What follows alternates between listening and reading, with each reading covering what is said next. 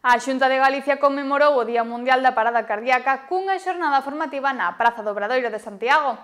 A través de maniobras de reanimación, 200 persoas aprenderon as técnicas básicas para actuar ante unha parada cardiorrespiratoria.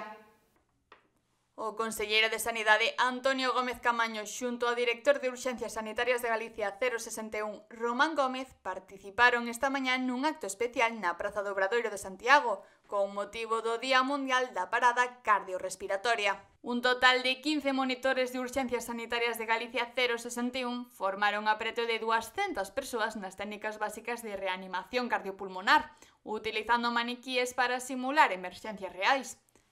A actividade foi aberta ao público e tamén participaron membros da Protección Civil, Policía Local e estudantes de formación profesional en técnico en emerxencias sanitarias. O obxectivo desta xornada era sensibilizar a poboación sobre a importancia de coñecer estas maniobras, que poden salvar vidas en casos de parada cardiorrespiratoria. Galicia conta con máis de 3.400 desfibriladores semiautomáticos dispoñibles para o público e o 061 está dispoñible para guiar a calquera que se atope nunha situación de emerxencia. A parada cardiorrespiratoria é unha das principais causas de morte súbita en Galicia e dende a Xunta lembran a importancia de saber como actuar ante esas situacións para aumentar as posibilidades de supervivencia. Unha xornada de formación que marcará a diferenza no manexo de emerxencias en Galicia.